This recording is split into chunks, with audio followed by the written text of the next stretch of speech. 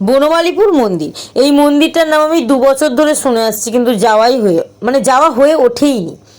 তবে আমি ভেবেছিলাম, বনমালীপুর মন্দিরের নাম শোনার পর ভেবেছিলাম এটা একটা সাধারণই আমাদের এখানে যেমন মন্দির আছে আশপাশে সেরকম মন্দির। কিন্তু আপনি যদি একবার না গিয়ে দেখেন তাহলে কিন্তু বুঝতে পারবেন এই মন্দিরটা কি অসাধারণ, মানে চোখ ধাঁধিয়ে যাওয়ার মতো একটা মন্দির আমি আপনাদের সাথে শেয়ার করব। আর আপনাদেরকে কিন্তু আমি ঠিকানাটাও পুরো বলে দেবো, তার জন্য পুরো ভিডিওটা শেষ পর্যন্ত দেখো, তাহলে বুঝতে পারবে।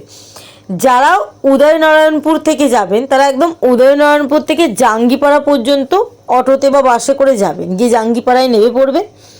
ওখান থেকে যে কোনো অটো, বাস চলছে না, আগে বাস চলতো এখন বাস চলছে না, যে কোনো অটোকে যদি আপনি বলেন যে আমি বনমালীপুর মন্দিরে যাব, আপনাকে একদম বনমালীপুর মন্দিরের সামনে নিয়ে গিয়ে দাঁড় করাবে এবং নিয়েও আসবে। তার জন্য কিন্তু 500 টাকা গাড়ি ভাড়া নেবে। আমি বলবো 500 টাকা গাড়ি ভাড়া করে যাওয়ার কোনো প্রয়োজন নেই।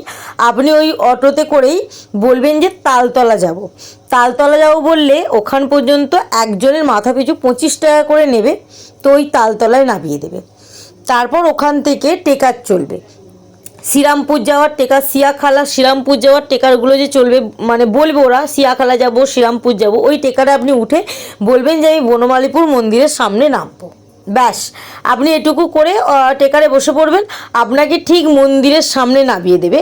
হ্যাঁ, রাস্তার ধার থেকে মন্দিরটা মিনিমাম 2 মিনিটও না, 1 থেকে 2 মিনিটের মধ্যে আপনি কিন্তু হেঁটে পৌঁছে যাবেন। তো আমি বলবো মন্দিরটা একবার ভালো করে দেখুন, দেখার পর মনে হবে আপনাদের এত বড় মন্দির আমাদেরই আশপাশেই আছে, তাহলে অবশ্যই একবার ঘুরে আসি। বিশ্বাস করবেন না, কত দূর দূরের মানুষ এই মন্দিরে এসেছে। এই মন্দিরে কিন্তু প্রসাদ খাওয়ারও ব্যবস্থা আছে, বাট কীভাবে প্রসাদ খাবেন সেটাও আমি বলবো। তার জন্য কিন্তু আমি পরের পার্টে একটা ভিডিও শেয়ার করব, সেই ভিডিওটা অবশ্যই দেখবেন, তাহলেই জানতে পারবেন।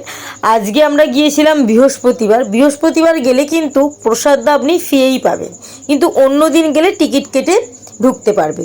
তো কেমন লাগলো ভিডিওটা জানাবেন।